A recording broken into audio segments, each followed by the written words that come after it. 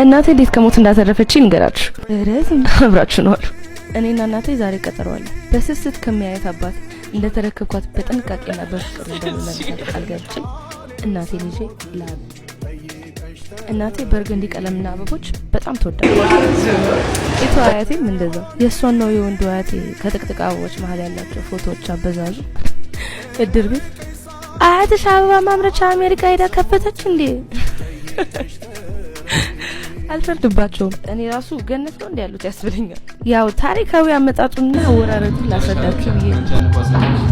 እኔ አራባስ ነበር በስራይ ወዳጆች ቤት ሰፋፋችን ሚሰፋ ነገር ካላችሁ ዌዲንግስ። ተመልካቾቻችን ከማስታወቂያ ረፍት ተመልሰናል። በርገንዲ ቀለም ሳይ ልቤ ድንግጥ ይላል ትላለች ማለት እኔ ልደንግጥልሽ ግን ለዛ ነው መወደው ትለኛለች። ቀለሙ ያው ላንቺ በርገንዲ መኪና ነበር።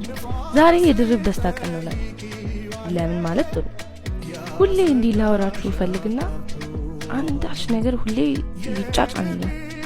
በትንሹ ቢሆን በኮንቴንቶቼ መሀል እኔ እንድታገኙኝ ይፈልጋሉ።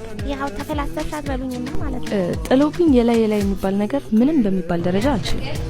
አብዛኛውን ጊዜ ደግሞ የምሰራቸውን ነገሮች የምገመግማቸው በራሴ ልክ ስለሆነ ውሳኔዎች ላይ ራሴን ነው ማሳምነው የምሸውደው።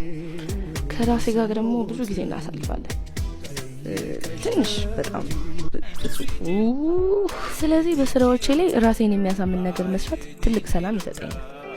ከዛ በኋላ ነቆረውም ማበረታቻውን ቢመጣ ውስጥ ሰላም ስላለ እንደሚሆነው ይስተናገዳል ብዬ አምናለሁ። አልዋሻችሁም። ከስንት ጊዜ በኋላ እንደምፈልገው ስለማልፈልጋቸውና ስለምፈልጋቸው ነገሮች እንዲካወራው ስለቆየው ድጋሜ የመኖር አይነት ስሜት ተሰምቶኛል።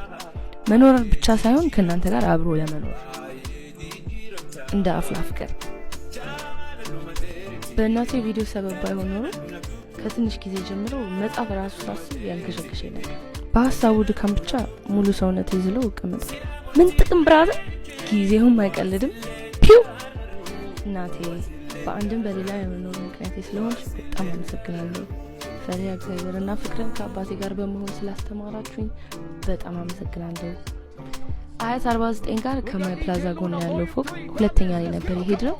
ይሄው ሩቲ ፒክ አድርጋ ፎ አድርጋልኛለች። በጣም አመሰግናለሁ ሩቲ የኔ ቆንጆ፣ እግዚአብሔር ይባርክ። የዛሬው ሰርፕራይዝ ከፍተኛ አስተዋጽኦ እንግዲህ ሩዜል ቢቲ ሳሎን ቴንክ ዩ ሶ ማች። እናንተም የሚያማምሩ አበቦችን ከጸጉር ቤት ሰርቪሶች ጋር በጊፍት ካርድ አድርጋችሁ ለምትወዷቸው ሰዎች መስጠትና ሰርፕራይዝ ማድረግ ትችላላችሁ።